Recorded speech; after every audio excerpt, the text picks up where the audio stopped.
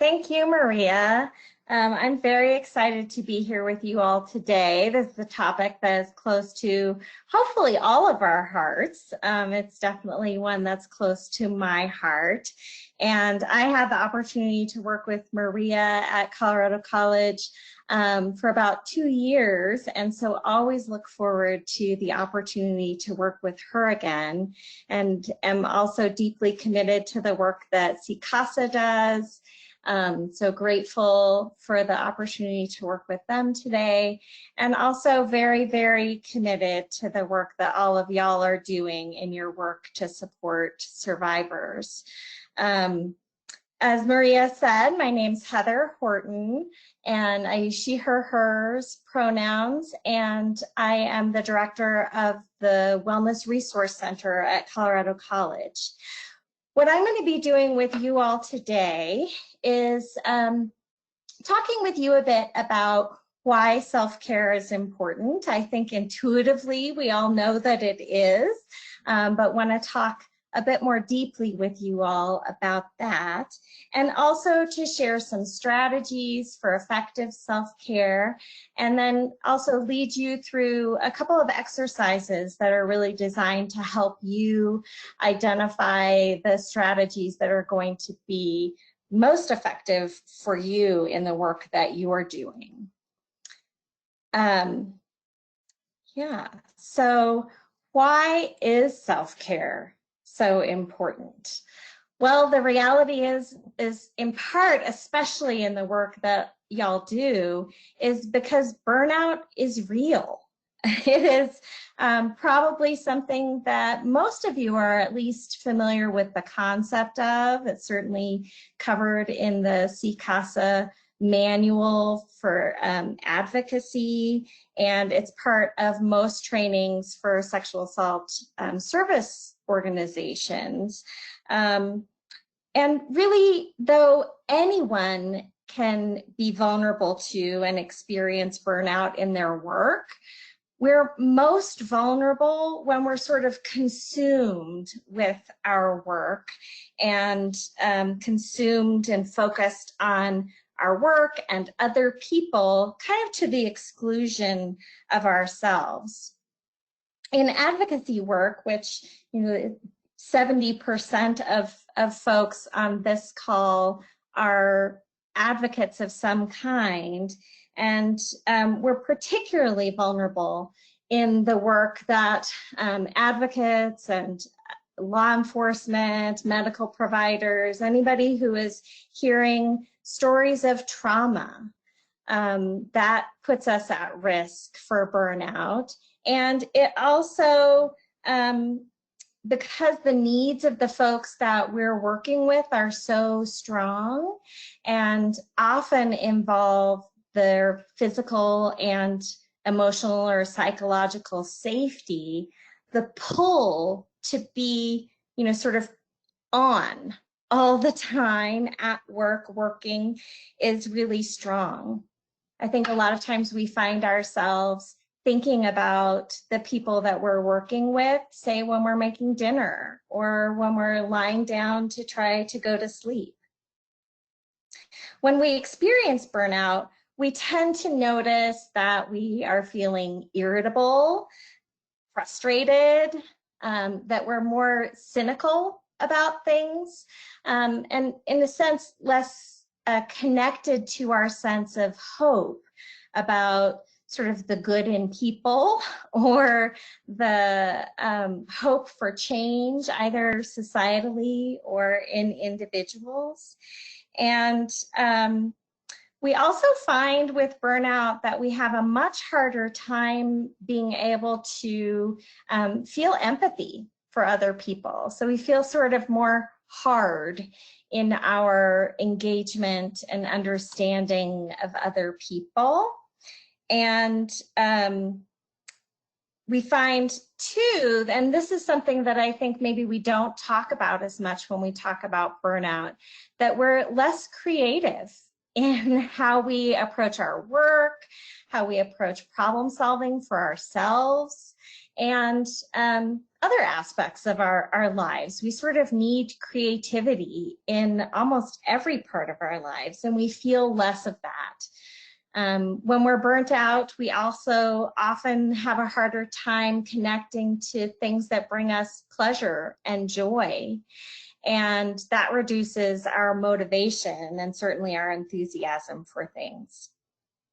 And so to get a sense of kind of where we're at, Maria, if we could open that next poll, which is about, I'm asking you to let us know, have you experienced burnout in the past? And lots of folks who have been engaged in the kind of work that you all are doing have experienced burnout or have sort of, you know, bumped up against these kinds of symptoms in the past. So I'm really interested to see whether you've had these experiences before.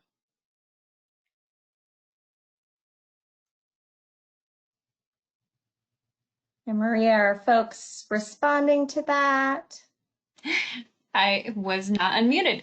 Yes, we have about 80% of folks who have responded, and about 85% of those folks have said yes. 6% have said no, and 9% have said that they're not sure. So I'm going to go ahead and close this. It looks like folks are done voting. So I'm going to close that, and I'm going to share it with all of you. Again, that didn't shift very much. We have 85% of folks that said yes, 5% who said no, and 10% who said I'm not sure. And I really want to know how the 5% are doing it to not. So I'm going to hide that and turn it back to you, Heather. Right. Maybe those 5% of people should actually be doing this presentation, right? So the fact that 85% of you all have felt burnout in the past also means, you know, sort of points to the vulnerability that we all have going forward. Sometimes if you've gotten through burnout and remained engaged in the work, that means you've developed a lot of really positive strategies for managing that, and hopefully that's true for y'all. But I think the urgency of the kinds of work that people are doing with survivors really makes us feel often like we have to work all the time. And in this particular moment, I'm really concerned for folks because we know that survivors may be at increased risk in this moment because they're more isolated through, you know, stay-at-home orders. They might be cut off from social supports. They might be confined with abusive partners or family members. And that increases all of our anxiety, right? And increases that sense of urgency that we have to be engaged in our work. And so our risk for burnout has also increased.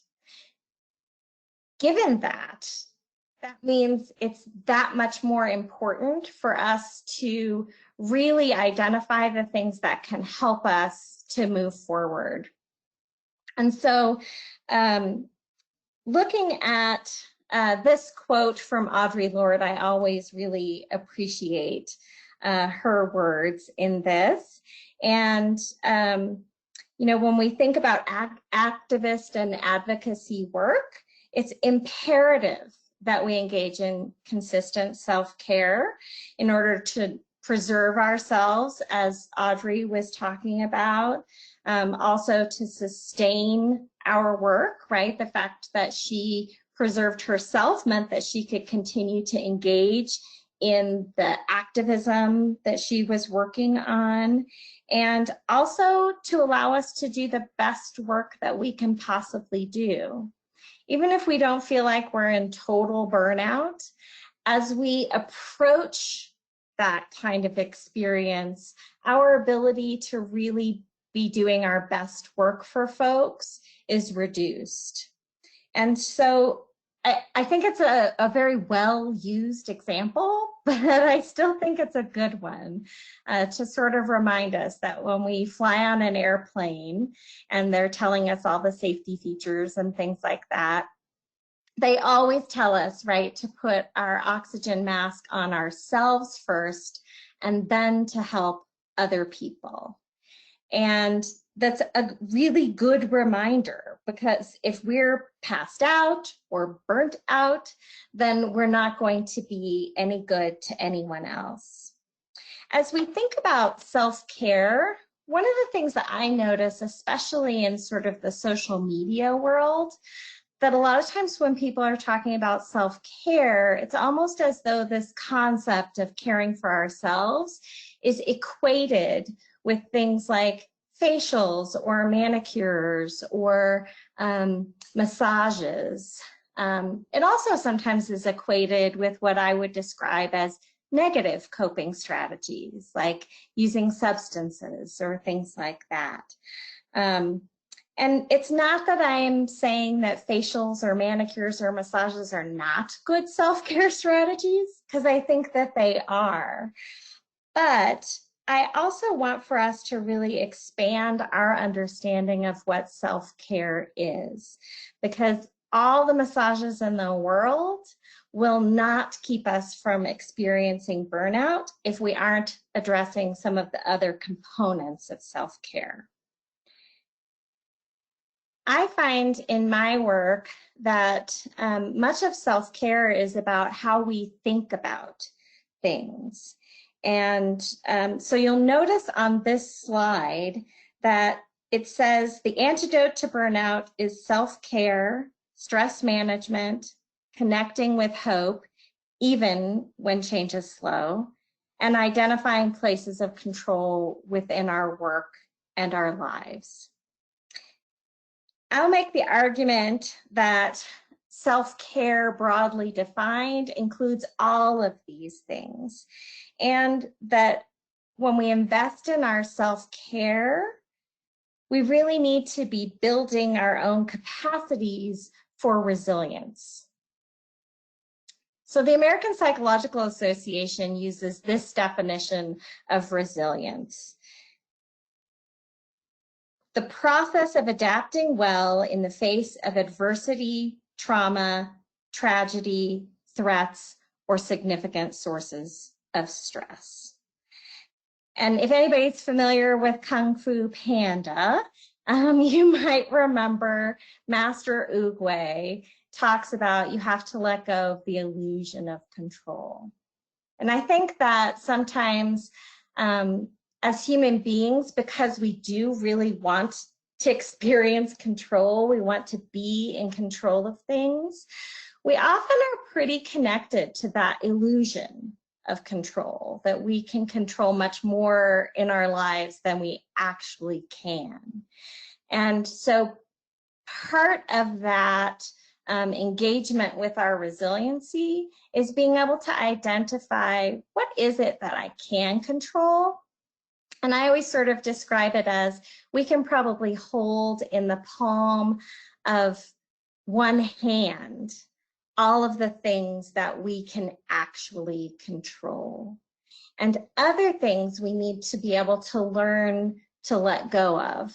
So I think Master Oogway's words to us are really wise ones. And so I want to show you some of the other kinds of things that we know help us be resilient people.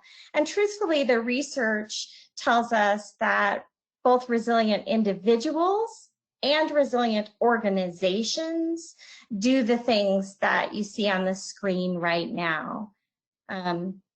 Being able to connect to a strong sense of purpose. And so I think one of the things that we can do as part of self-care is to see how to remind ourselves, for instance, of the mission and values of the organizations that we work in. So for folks in community and system-based advocacy, what's the purpose of your organization? Law enforcement, military, medical. What's the goal and value there? And then how does that connect to what you value as a person? How does that connect to your personal sense of purpose? Because that really can help us in being able to navigate challenging circumstances and be resilient in our lives. Resilient people reframe stress as challenges instead of threats. And I think this is a really important thing, especially for folks doing the work that you are all doing. And it comes back to understanding, for instance, how trauma works, right? And coming from a trauma-informed perspective. If we understand that when we experience threat, our bodies and our minds do a number of different things, right? We know that with trauma, for instance, which is a threat to one's physical or psychological well-being, that we have some changes that happen in our brains that change the way that blood and energy is redirected in our brains and in our bodies, cutting off some of the energy that goes to higher order thinking, and allowing us to make split-second kinds of survival decisions. Versus, and part of that, I should say, is that that's restriction of some blood vessels in our bodies and our brains happen when we experience threat. On the other hand, when we experience challenge, part of what our bodies and our brains actually do for us is that all of our blood vessels actually get expanded to open us up and prepare us to be able to handle whatever challenge is coming at us.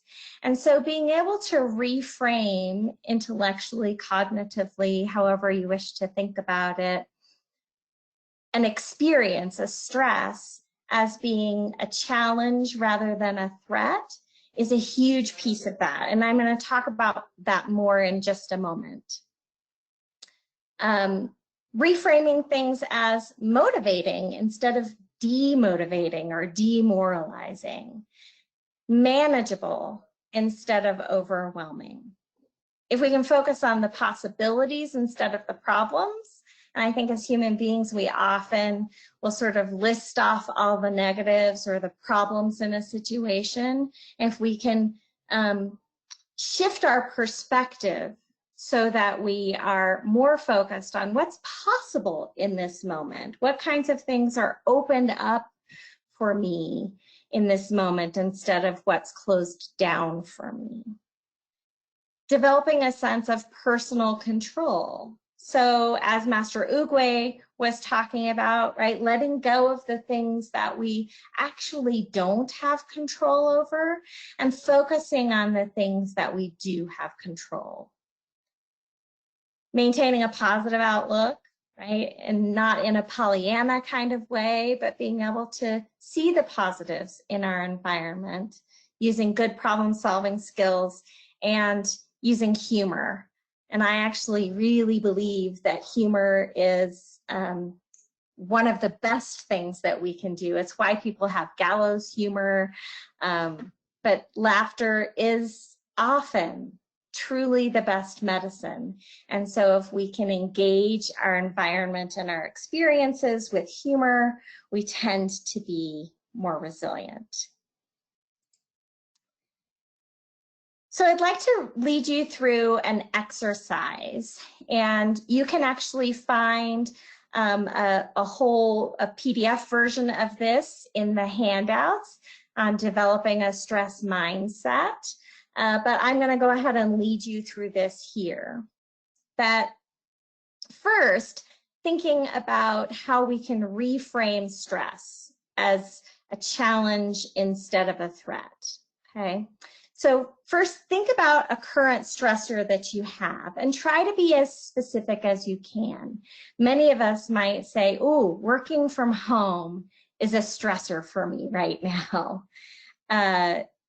And that is probably true, right? But a global statement like that, working from home as a stressor, is much harder to come at with creativity, to reframe for ourselves, to think about how we can address it. And so being more specific. So for me, one of the things that has been stressful about working from home is the fact that because I'm staying within the four walls of this one particular room almost my entire workday without interaction with very many people in real time, that is creating a sense for me of not being able to distinguish time very well and think about where I am in my day, where I am in my week, where I am in the work tasks that I have to do. And so that very specific stressor is what I'm hoping that you'll do. And if you'd like to type into the chat any of the stressors that you're experiencing, you're welcome to do that. And it might be helpful for folks to see that probably many of us are experiencing similar kinds of stressors. Once you've done that, once you've identified what stressors you're experiencing, now I want you to think for a moment about times in the past that you've experienced similar challenges. So for me, that might be in terms of the time meld or melt, however you might want to think about that, was after I gave birth to my son and was staying at home, and there was lots about that I really, really loved. But I was having a lot of difficulty distinguishing where am I in the day, where am I in the week, how do I relate to the other kinds of goals that I have. And Heather, a couple of folks have shared. One person said the miniature office mate taking over my workspace was a stressor. Family is a stressor. Fear of loss, income, family and friends dying. No access to the gym. Balancing court for 3 hours at a time by Zoom with keeping kids busy, as well as balancing helping them with assignments online, as well as phone calls, so that full-time parenting, full-time worker aspect are some of the things that folks have been sharing in the chat box. Great, thank you. That's very helpful. And I know that I'm hearing similar kinds of concerns from folks that I work with in a college setting, that those pieces that are maybe very much COVID specific, and then pieces that are about working from home when childcare isn't available, and how we balance and juggle all of those things. So if you've identified a time in the past that you overcame similar challenges, now I would love for you to think about the resources, both external and internal, that have helped you overcome those challenges. So let's talk about some of the external resources that maybe helped you in the past. And if folks can type those into the chat, that would be great.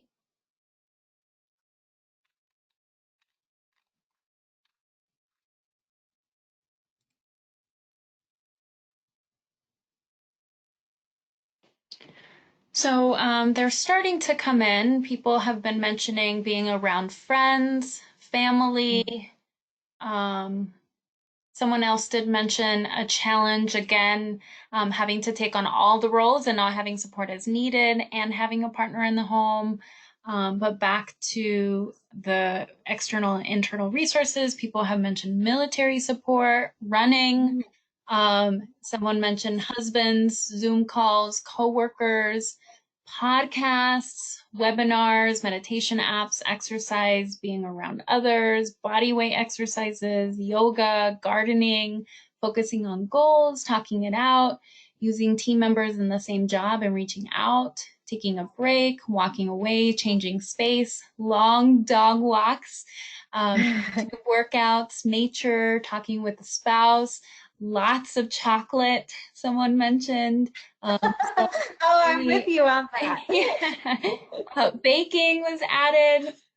Also, just an FYI, I just saw that Disney put on their blog how to make their famous churros, their recipe. So if you're interested, I know that's not necessarily baking, but if you're interested in treats and getting some cooking in, but yeah, those are great. Those are some things that are coming in, Heather. Fantastic. And as you think about those external resources that have been helpful in the past, really trying to think about, am I engaging those external resources for myself in this moment of stress? And if so, what are the barriers to that? How do I build that into my routines and my self-care moving forward? And now I want us to think about the internal resources that we have. Think about that stressor that you identified that maybe is somewhat similar to what you are experiencing now. And what are the strengths that you brought to bear in that circumstance? And this is a very incomplete list of some strengths. You'll see there's a line at the bottom. You can certainly come up with your own strengths. But oftentimes when we're feeling overwhelmed by, say, new experiences or challenges in our lives, it's really hard for us to take a step back and say, okay, what strengths do I have to bring to this circumstance? And so really want for you to spend some time and maybe come up with at least 3 strengths that you saw yourself use in the past that perhaps would serve you well here. And again, if you'd like to type those into the chat, that would be helpful for us all to be hearing about. In the example that I was giving earlier about my sense of time being warped here in a home office, and recalling that when I had my child, I had that similar kind of thing. And one of the strategies or strengths that I felt was really helpful to me at that point in time was certainly that I saw myself as a nurturing person and a strength there, but also that I am in my head, and Maria knows me, so she'll know the distinction that I'm making. In my head, I'm very organized. And so I was able to use my organizational skills to develop some ways of dividing the day up for myself and for my child. And if you saw my desk, you would say you don't look like a very organized person, but in my head, I'm very organized. And also humor was one of the things that really served me well. So being able to laugh about not knowing what day of the week it was and making jokes with my family and friends and things like that really served me. Are there some of those strengths coming in for us, Maria? Yeah, so folks are sharing that optimism, grace, gratefulness. Someone else mentioned open-minded, creative, and brave. Someone mentioned that they're an encourager and a cheerleader. Someone else said practical, frugal, balanced. Someone said being able to listen, stepping outside the box and being there, so being loyal, positive, optimistic, motivated, creative, being organized. Someone shared everyone brings different perspective to stressors, what past experiences molded you to be. Somebody else shared curiosity, connectedness. I think I already said this, being organized. Someone felt that connection with you, Heather. Open-mindedness, positive sense of humor. And we certainly are seeing a lot of sense of humor online with all the memes and the TikToks. Someone mentioned maintaining routine, empathy, being humble and grateful, reminding themselves to be kind to themselves and to others. So again, those are some things that folks are sharing. Lovely. And I really appreciate that comment about the perspective that we have and how we're shaped by our past experiences, and being able to look at those for what we learn from them, being able to look back to see things that are useful to us rather than being worried about or ruminating about the past. Really using that to our advantage, I think, is a fantastic strength for us in times like this.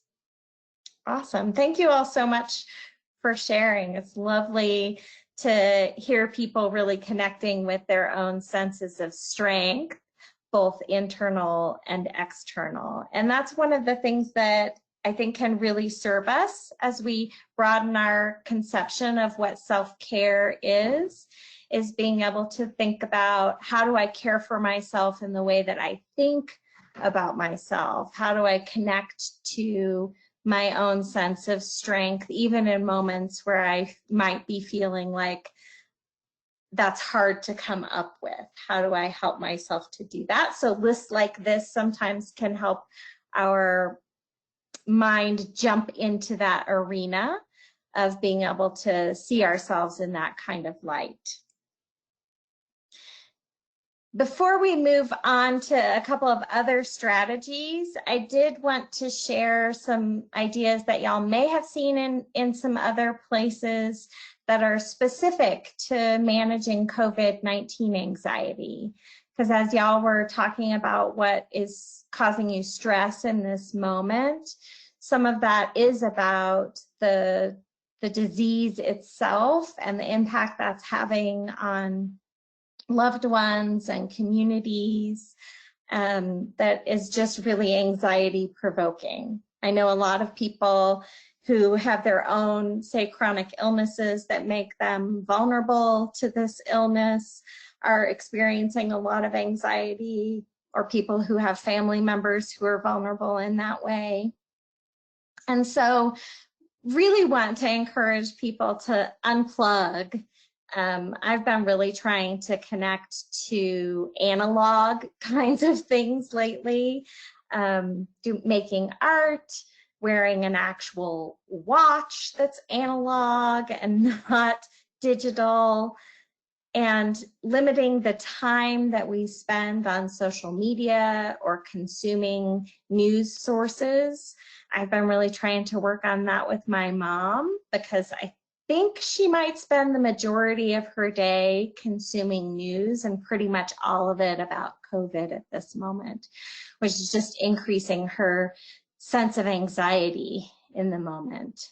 Making sure that we choose a small, limited number of sources for information. So certainly, regarding COVID, the CDC or the World Health Organization, places like Johns Hopkins or Harvard Medical have some really great information that we can really rely on, so we're not having to cast a wide net looking for all kinds of information. We can limit our searches in that way.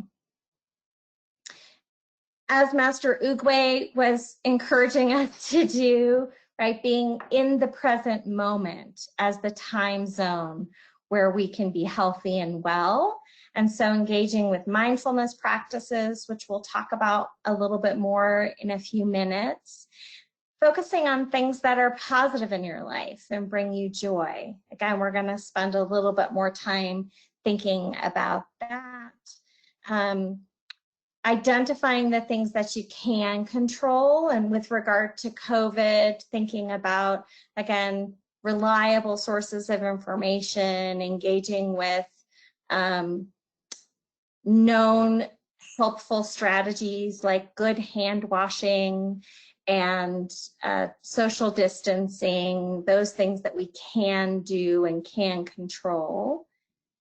Being mindful of our assumptions about others. I think one of the things we've seen a lot of in across the globe, really, but certainly here in the US, is the idea that COVID is somehow associated with certain kinds of people.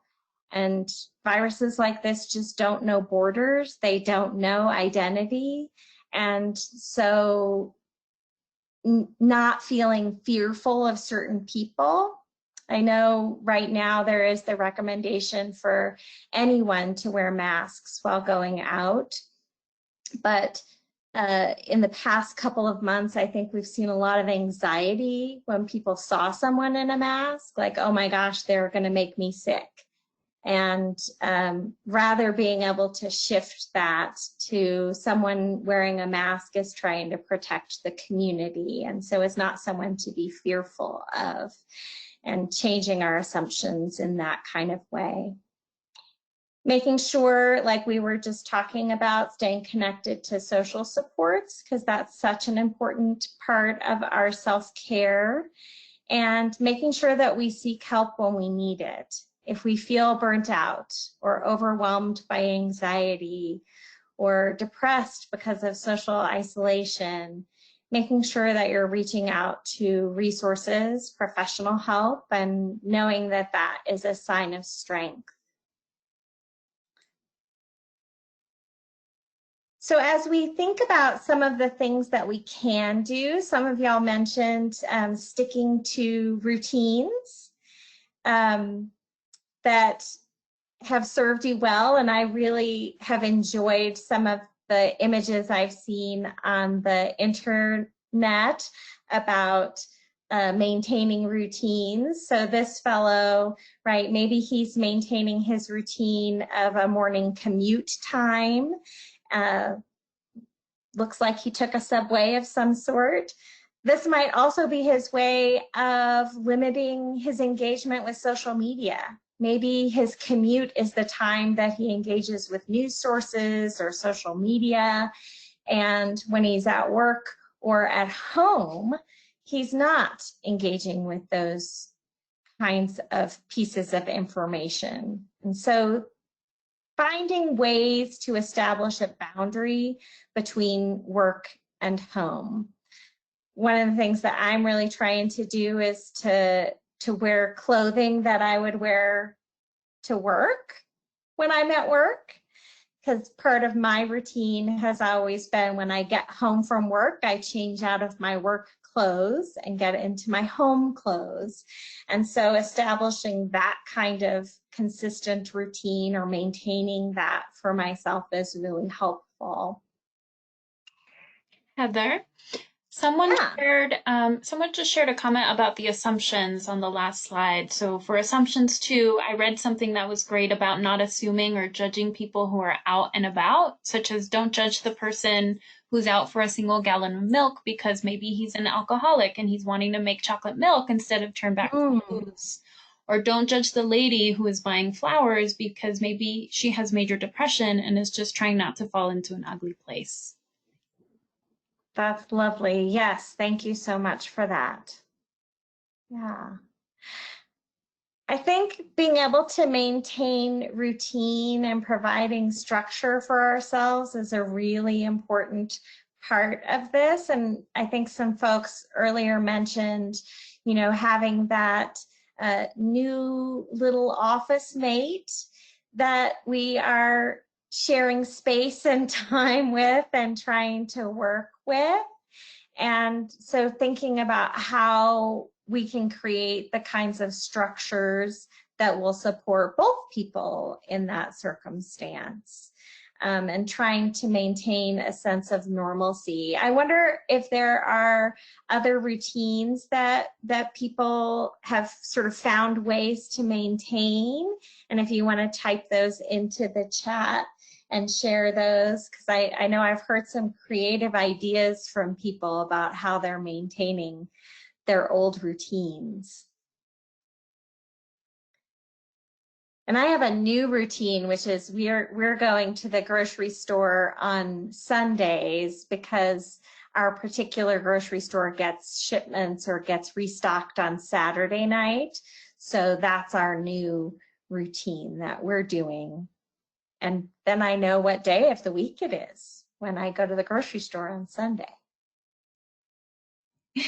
That's great, Heather. Yeah, a couple of people are typing in. One person shared that they write one person to call every day on their calendar. Um, Oh, nice. and yeah, another person said doing workouts on lunch break, taking walk breaks with the kids.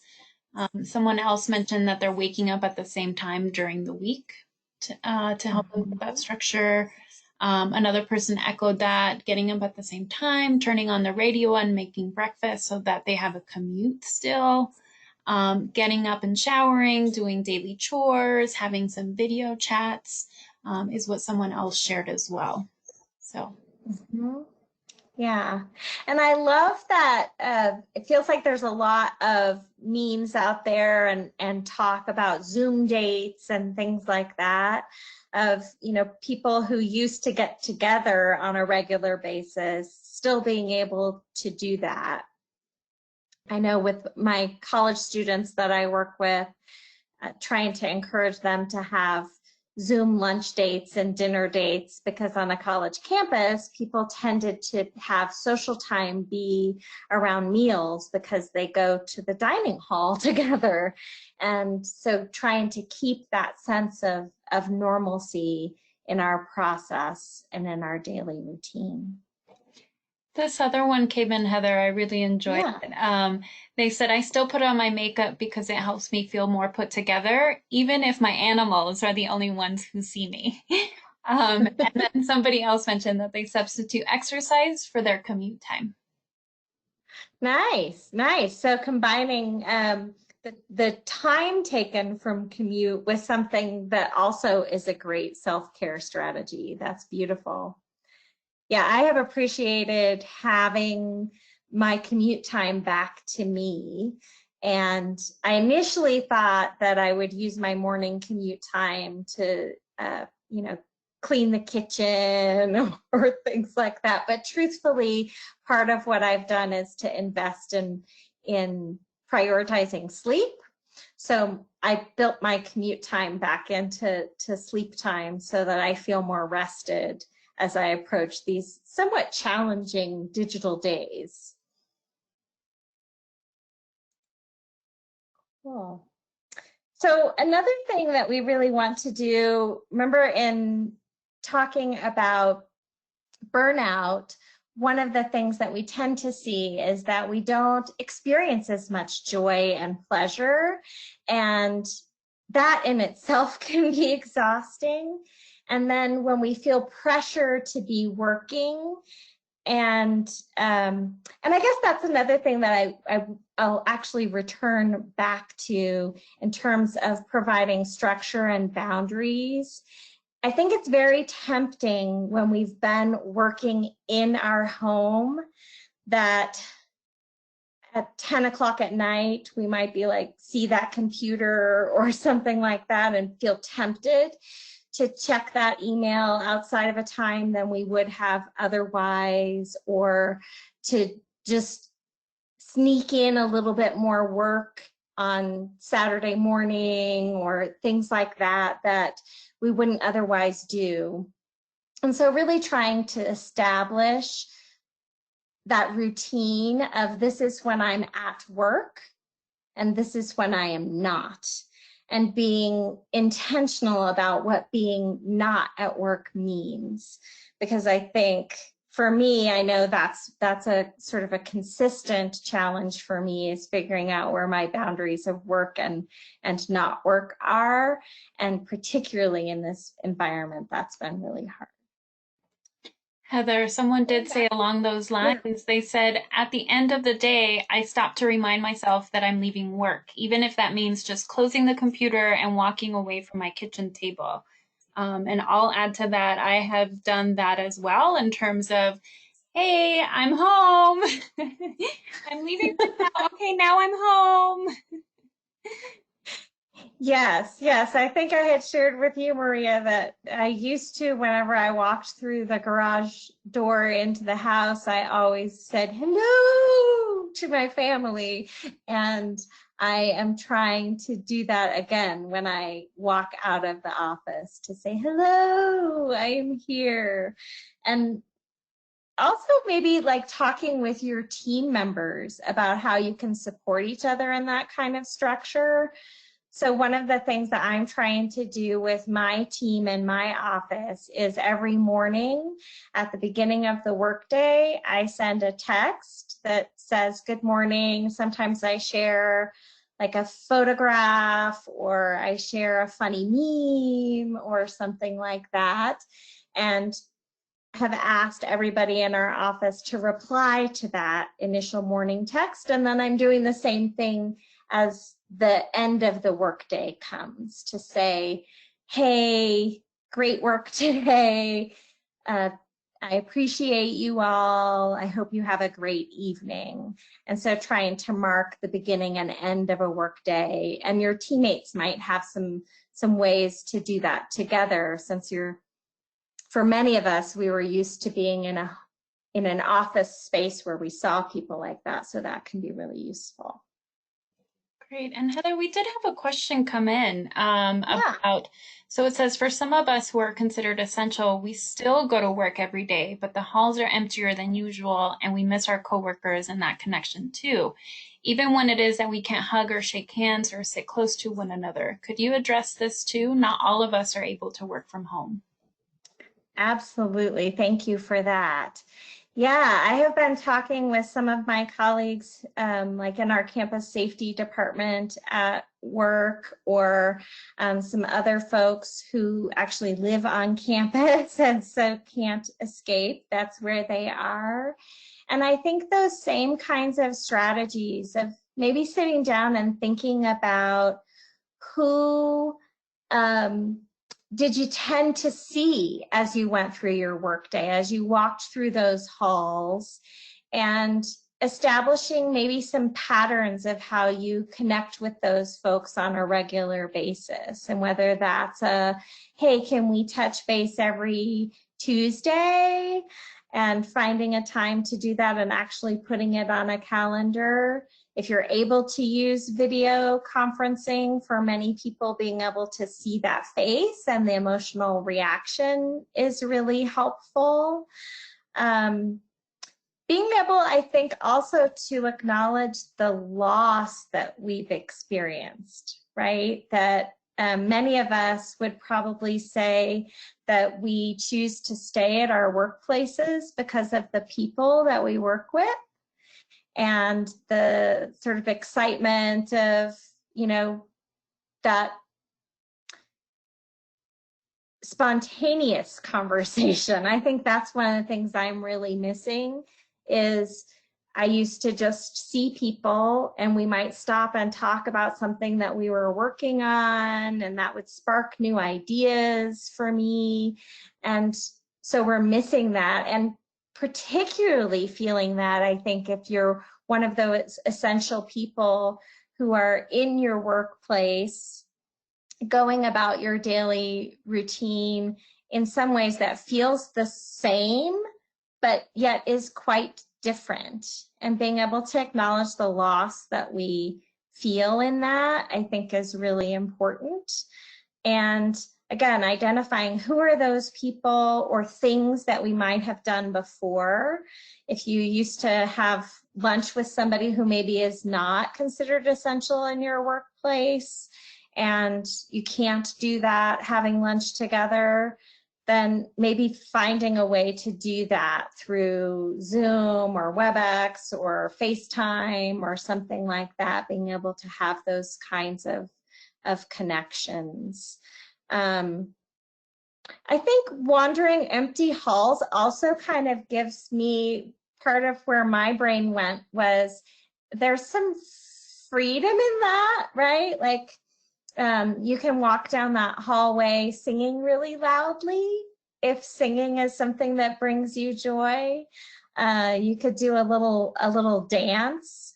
You know, depending on your generation, there's probably a different movie that comes to mind, but I'm thinking about, and I'll show my age, but Risky Business, and like, you're not going to be doing it in your underwear if you're at work, but the sort of dance that you do when no one else is around, and having that kind of exuberant freedom might actually be a gift that fewer people around could offer. And I don't know whether that makes sense to folks who might be in those essential positions at this point in time.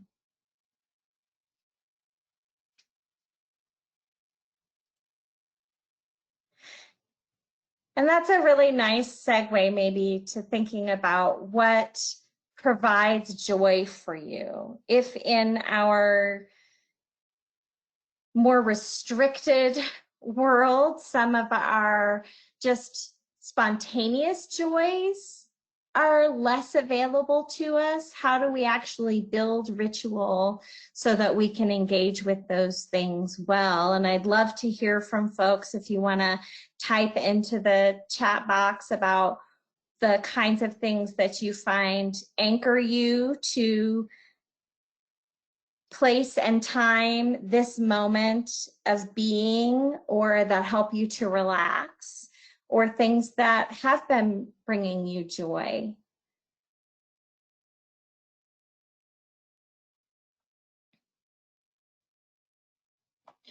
The other day, my husband told me that there was, did you know that at 6 p.m. there's a front porch dance party that's happening? And so, unfortunately, my partner and my son declined to join me, but I went out on the front porch and turned some music on and danced for a little while, because dancing is definitely something that gives me joy. I love that, Heather. Folks are sharing, again, some things. They're saying pets. They're saying walking or riding a bike, playing Mario Kart with their 6-year-old son, cooking, listening to music, walks, TikTok with the kids, candles, music and essential oils, reading, walking the dogs, practicing their ukulele. Yeah, starting off and ending each day with things they're grateful for, yoga, taking some time to reflect in their journal, interacting with their 9-month-old son, and just being so thankful that little babies are able to live and be blissfully unaware of any world challenges. His simple joy and happiness is so refreshing and renewing every day.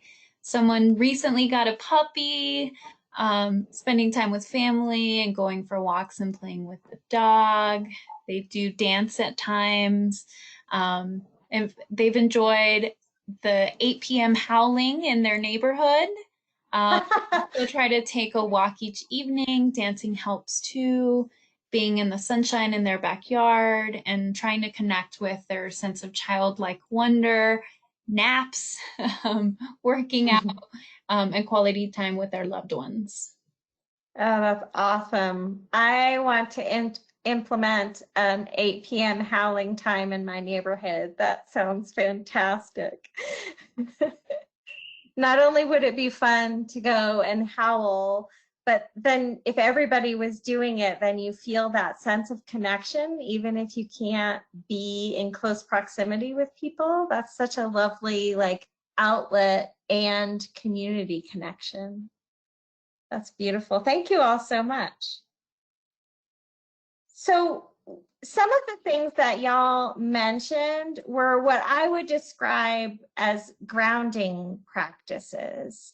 And so I wanted to spend a little bit of time just talking about grounding practices as self-care, in part because in my work, we do a lot of mindfulness kind of work.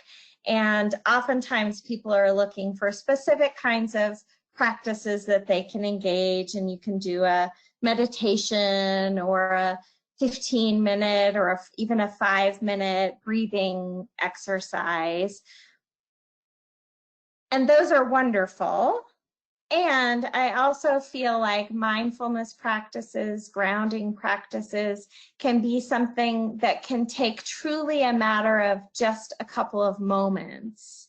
And so one of the things that I've been doing sitting at my new work desk is trying to find my connection to the world that I live in. And so sometimes that's really noticing, sort of getting comfortable in my chair and noticing where my body makes contact with the chair, feeling my weight sinking into that chair, or pressing my feet against the ground so that I can really feel myself in this moment, in this place. You can do that kind of thing in any location, right? You could do a mindful grounding walking practice. So if you're taking a walk at lunchtime, at least spending some of that time paying attention to your feet as they make contact with the ground, and your whole body from your head to your toes, with each step connecting that place in that moment.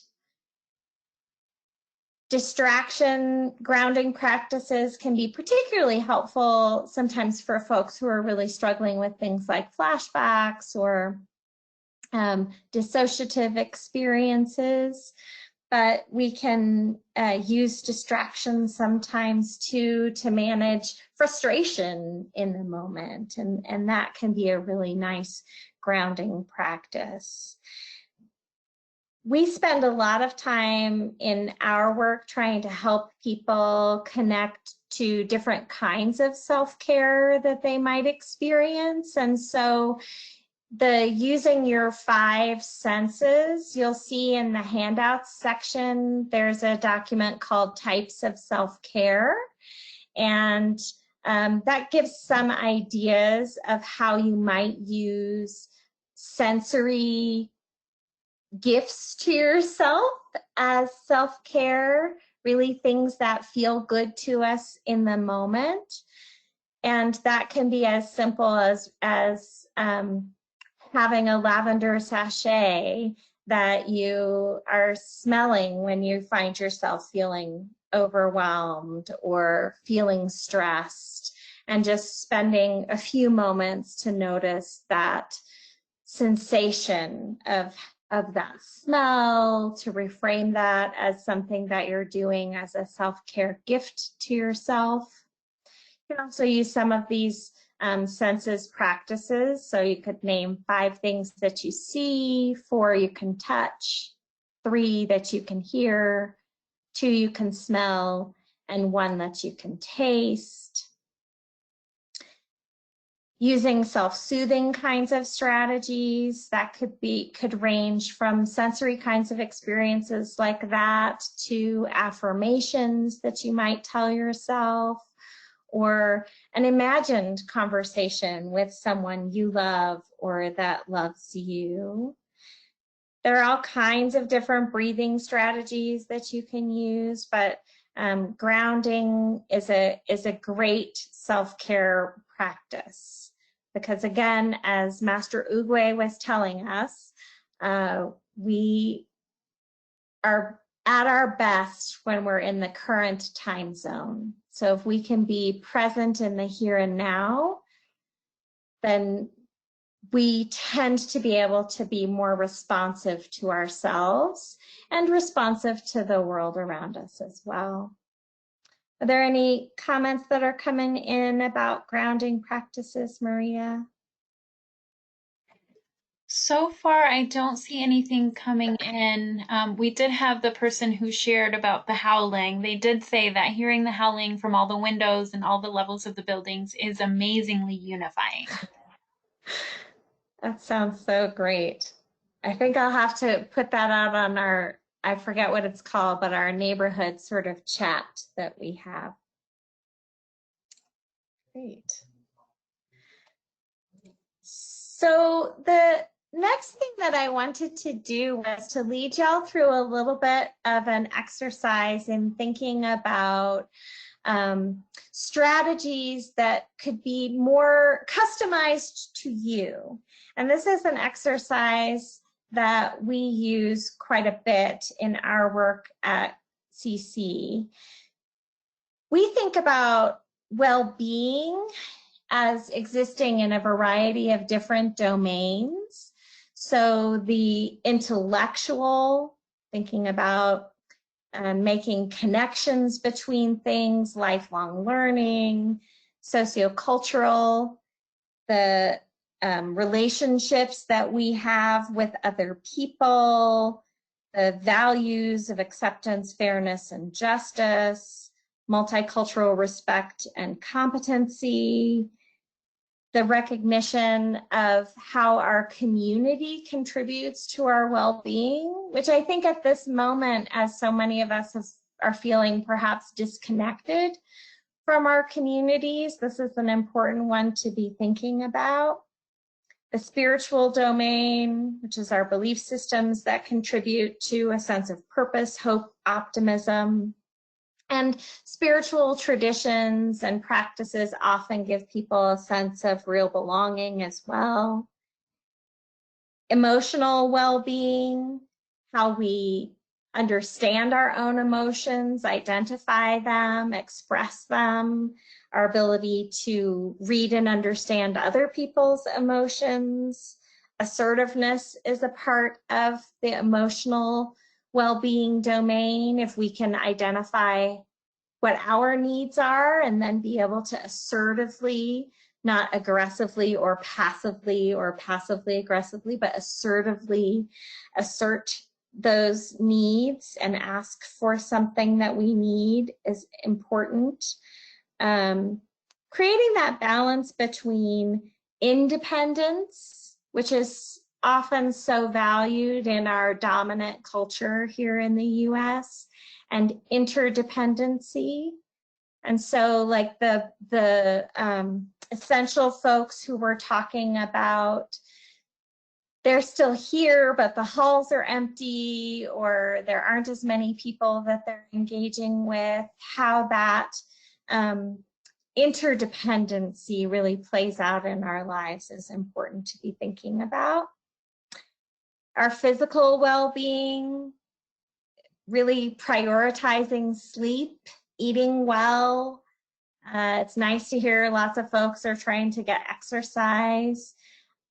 Good understanding of medical information, which I think is particularly important in this moment.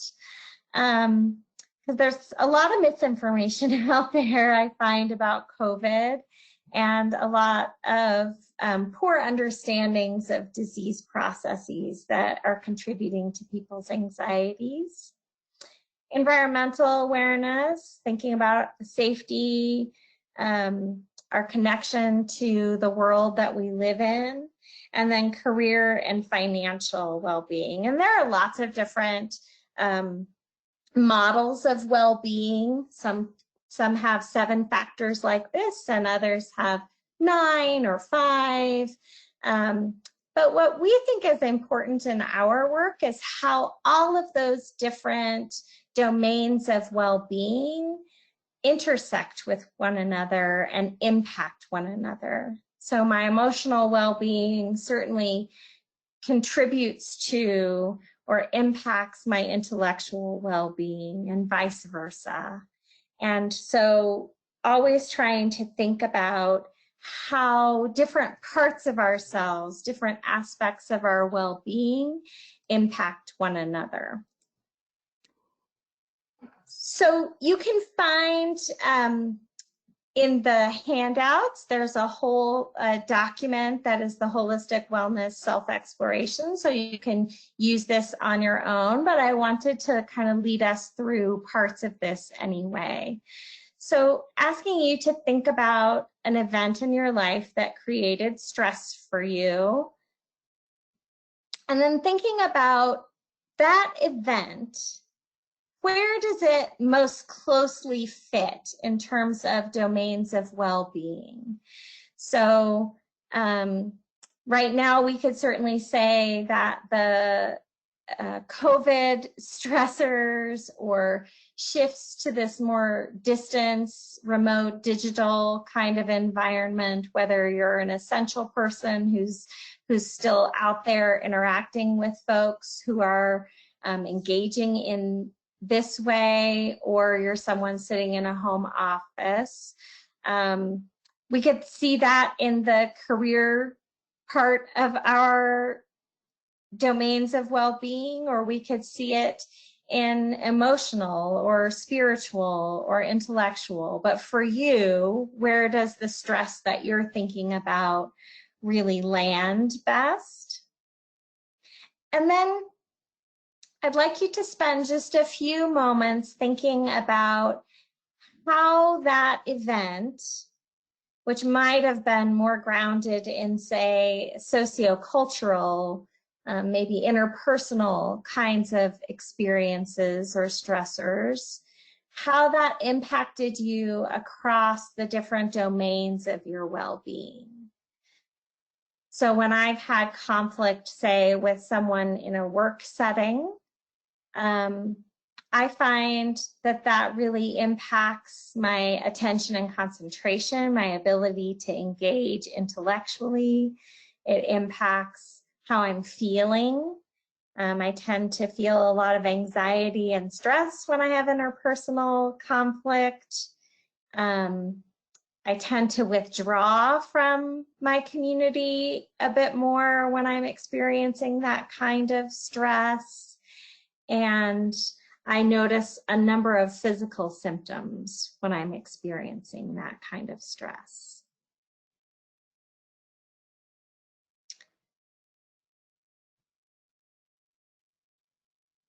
And as you think about that, if you're interested in sharing in the chat, maybe what domain a stressor was and where you saw impacts of that stressor across domains, would be really interested in hearing that from y'all.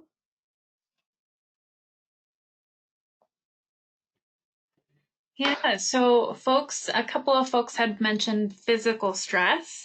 And folks have mentioned emotional as well. And I think folks are still thinking about it and typing that in, but definitely that physical seems to be appearing quite a bit. So noticing those kinds of signs and symptoms, maybe muscle pain, joint aches, gastrointestinal kinds of symptoms, things like that, perhaps.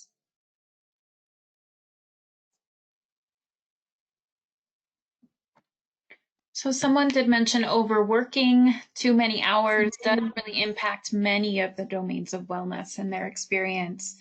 Echoing the physical and emotional for sure. And then especially as essential workers now, folks mentioned about the overworking. Yes. A really big thing. Wow, someone did mention transitioning out of the military affected all domains, but physical is usually where they feel it first. Absolutely. Yeah, I think for essential folks, that pull to overwork may be really strong because there's so much that needs to be done and fewer people to do it out in the real world, and so many more steps that people are having to take. You know, when I think about medical settings and all the different added steps that medical folks are having to take just to provide service to an individual so that they can keep everyone safe. It's really increasing the workload on lots of folks, right? So using that same event that you were just thinking about, I'd like you to identify the coping and self-care strategies that you used to manage that stressful life event.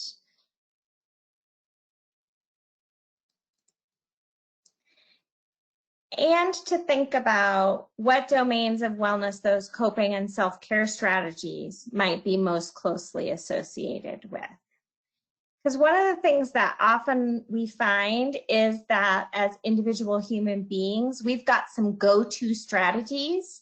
So I know some folks, exercise might be one of their go-to coping strategies. So that would fall in that physical realm, but might have huge impacts on their emotional well-being or be an outlet for managing emotional stressors. And perhaps their way of exercising had always been going to the gym, and gyms are of course closed. And so like thinking about how can I still implement that particular self-care strategy, or sometimes in life, we might find that a particular go-to strategy isn't working for us in this moment in time, or the physical example of someone who gets an injury and can't engage in that. So we want to have this broader strategy or repertoire of strategies that we can use. And thinking for yourself about how different strategies that you utilize for coping on a regular basis might help you with stressors in different domains of your life. And an example that I might give is that I sort of grew up in a household where when we talked about financial things, that was usually very stressful. And so as an adult, I tend to sort of avoid thinking and talking about money and financial things. But the reality is that because I avoid that, it actually creates a lot of stress for me in my life. And so one of the things that I've been trying to do is to learn more about financial things and financial planning, or to take some steps that, even though I find it stressful, actually ultimately end up reducing my level of stress because I feel more prepared to handle things.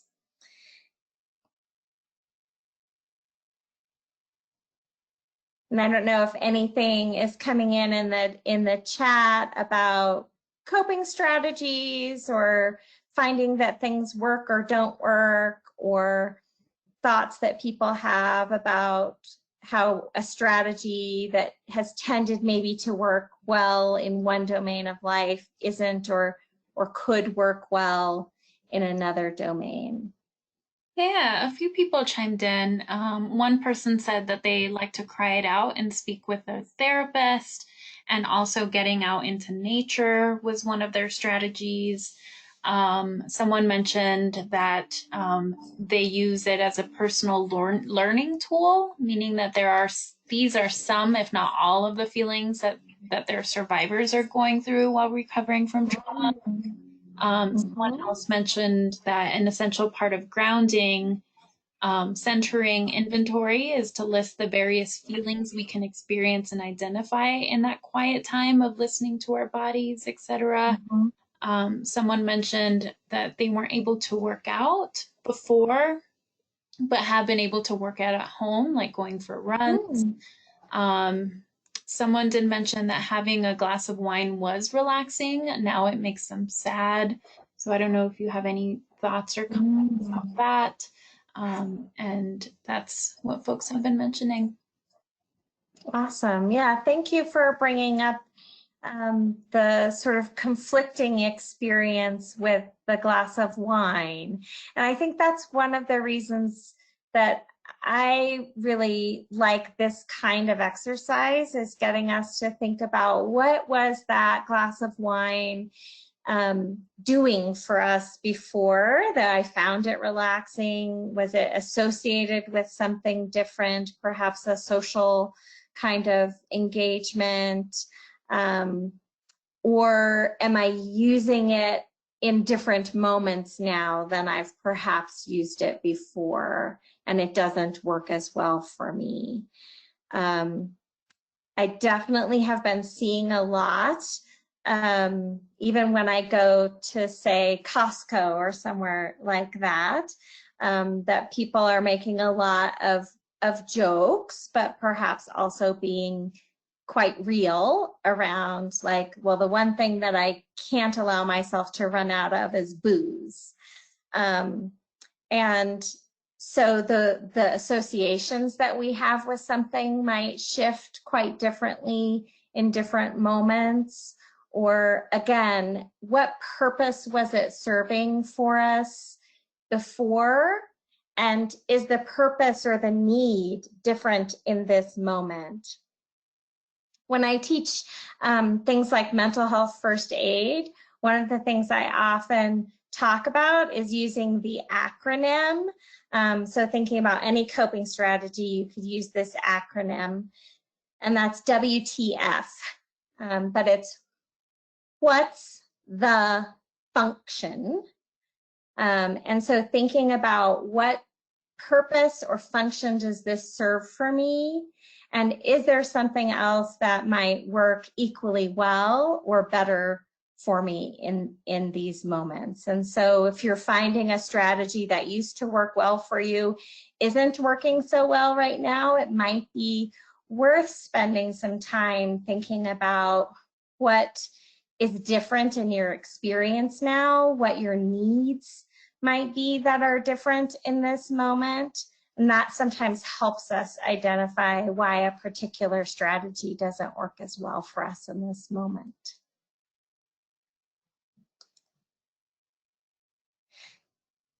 So as we think about our coping strategies and our self-care, I think it's always worth thinking about identifying patterns. And so that's kind of part of what I was talking about just a moment ago.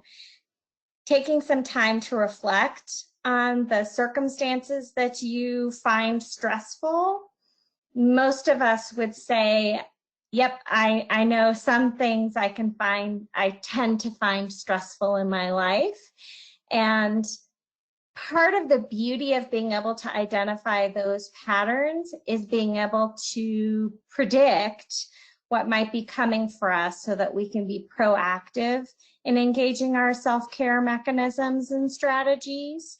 And so really encourage you to think about the patterns you see in terms of what you find stressful. It might be useful to think about if you see stress happening in one domain of your well-being more than others.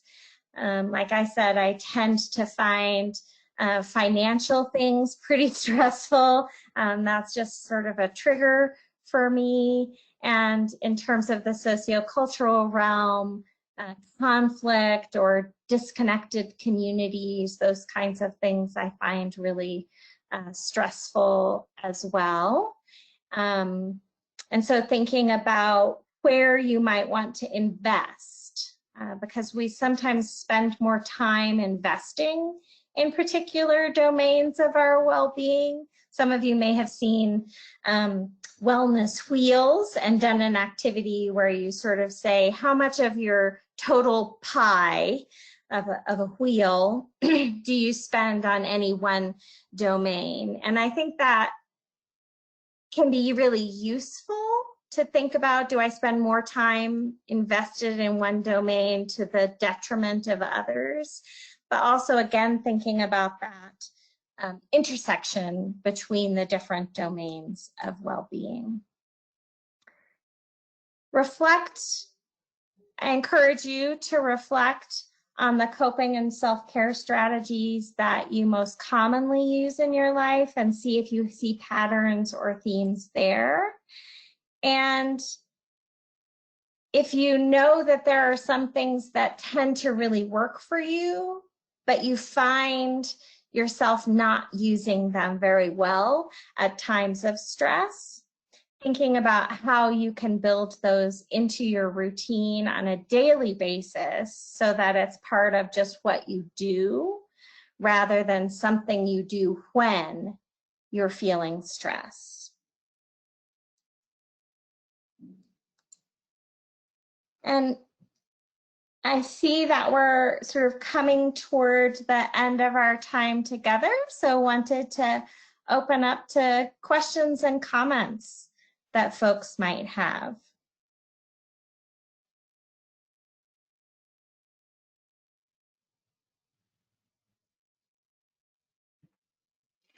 So I think folks are still thinking and typing out what some of those questions or comments might be. Someone did share that some of the spaces of wellness that they focus on a little bit more is financial and their children's health and education. So just wanted to share that since that was something that was brought up. Right. And, you know, Maria, I think that brings up a really good point too, as we think about those domains and our chosen fields of work, that everyone on this call are people who are taking care of other people. And so we could certainly think about that as part of the sociocultural domain of our relationships with other people. But also how that intersects with our emotional well-being. I know that I'm a pretty private person, and when I was in grad school studying to be a psychologist, I was puzzled that I knew lots and lots of things about my colleagues in grad school, but they didn't know a lot about me. And so one of the things I learned from that was that it was really important for me to try to put myself out there more in my interpersonal relationships, and that I reap benefits of that. But as people are engaging in the kind of work that you're all doing, really thinking about how that meets your personal needs, or and how healthy those things are, right? What are the strategies that would help you to be your healthiest self? Are there other questions or comments that have come in? No, I think that's it for now. All right. Well, I really appreciate everyone being here today. Before you sign off, I would love for you to think for a few moments about what self-care strategies you would like to develop and put into practice for yourself, and to perhaps take out a piece of paper and a pencil and write down 3 things you'd like to see yourself doing over the next few days. I think it's nice to have that written thing. It was actually, I think, Maria, you who helped us to implement this as a practice in the programs that we do at Colorado College, of trying to have people make a commitment to themselves and hold themselves accountable in that kind of way.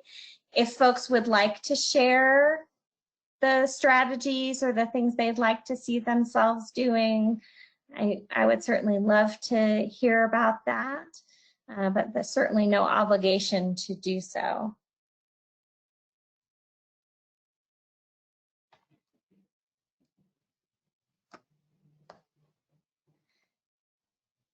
And also, as people sign off, my contact information is here for you, so please don't hesitate to give me a holler if I can be helpful, or if there's something that we talked about today that you would like to talk about a little bit more, or if you have feedback for me, happy to engage you on that as well. But thank you all so much for the work that you're doing. It's incredibly important. Know that you are valued, and please do take care of yourselves. Thank you so much, Heather, for sharing all this wonderful, valuable information, and for being available to folks to kind of just chat and see about what their strategies are. I really recommend for those of you who are on the call to definitely reach out to Heather if you have any questions. Her email will be included in the follow-up email that I will be sending here soon. Heather has always been a really great source of comfort and great advice. So again, I highly, highly recommend you do that. So thanks again, Heather, for sharing your knowledge and your wisdom with us.